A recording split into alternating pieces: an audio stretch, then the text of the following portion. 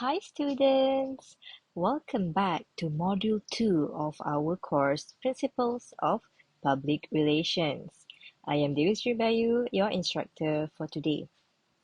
In this module, we will delve into the functions and core principles of public relations. Let's get started! This lesson focuses on the core functions of public relations. So what are the core functions?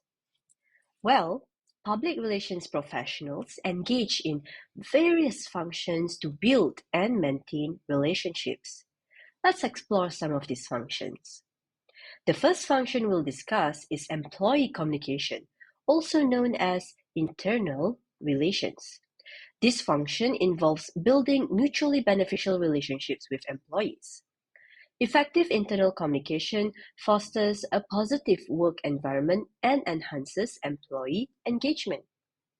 Another important function is advertising.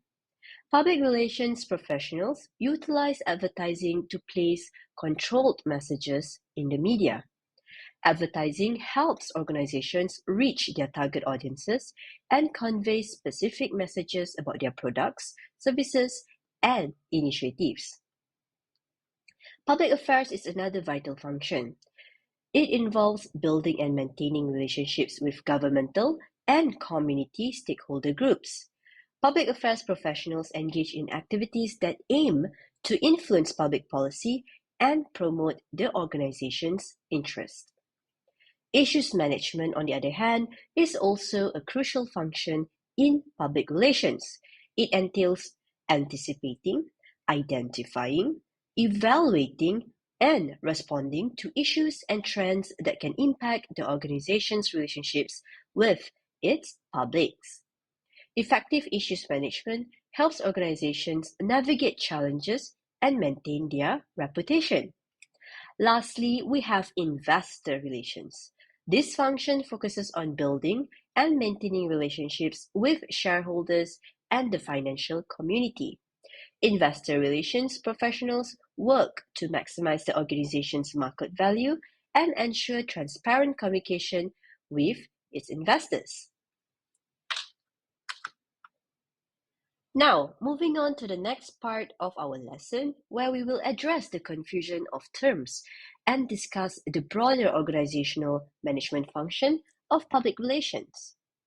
The preceding terms are all part of the broader organizational management function known as public relations. Whatever name is used, the basic concept and motivation of public relations is similar across organizations.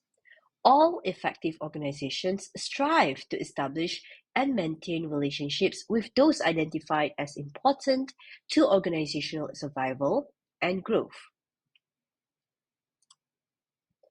For your class activity today, we will be exploring the core functions and principles of public relations.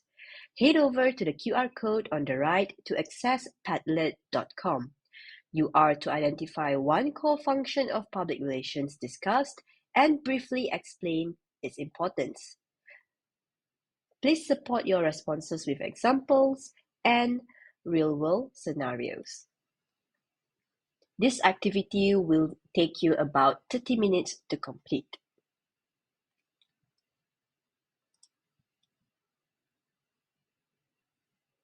Have you guys done your activity?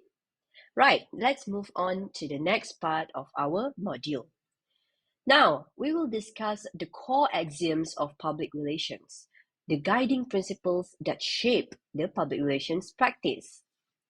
Taking a broad view of the organization's environment, that is our first axiom.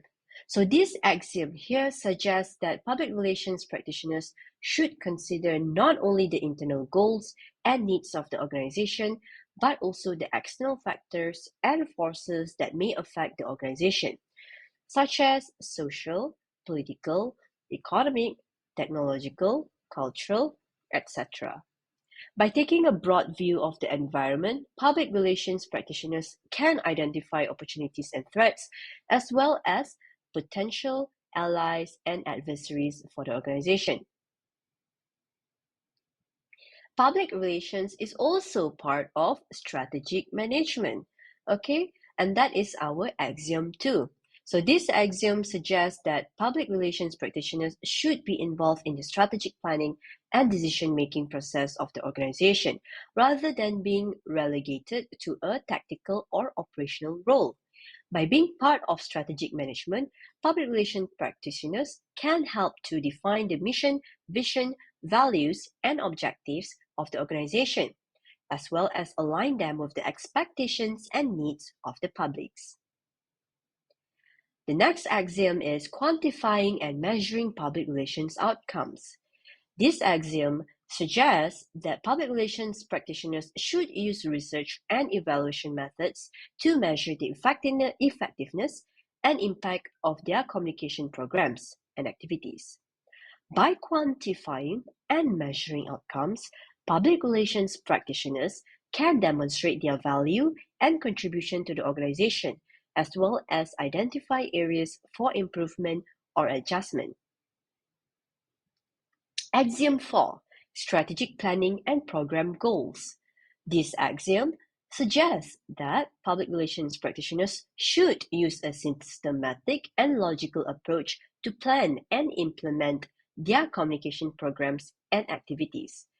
By using strategic planning, public relations practitioners can set clear and realistic goals, identify target audiences, select appropriate strategies and tactics, allocate resources, and monitor progress. Integration of public relations with other operations. All right, for this axiom, it suggests that public relations practitioners should coordinate and collaborate with other functions or departments within the organization, such as marketing, human resources, finance, and so on. By integrating public relations with other operations, public relations practitioners can ensure consistency and coherence in the messages and actions of the organization, as well as leverage synergies and complementarities. Now, for our sixth axiom, the importance of actions, communication, and outcomes being ethical, legal, and socially responsible. This axiom here suggests that public relations practitioners should adhere to ethical, legal, and social standards in their conduct and performance. By being ethical, legal, and socially responsible, public relations practitioners can enhance their credibility and reputation, as well as avoid conflicts or controversies. And finally, for our last axiom, axiom 7, the impact of organizations on society and culture and the role of public relations practitioners. This axiom here suggests that public relations practitioners should recognize that organizations are not isolated entities, but rather a part of a larger social and cultural system. By acknowledging the impact of organizations on society and culture, public relations practitioners can help to foster positive change, positive social change, as well as advocate for the interests and rights of various stakeholder groups. Now, that is all for our core axioms of public relations, of which we have 7. And that is all for our Module 2, Functions and Core Principles of Public Relations. Thank you very much, everyone. I hope you have learned something useful from this module. Thank you for your attention.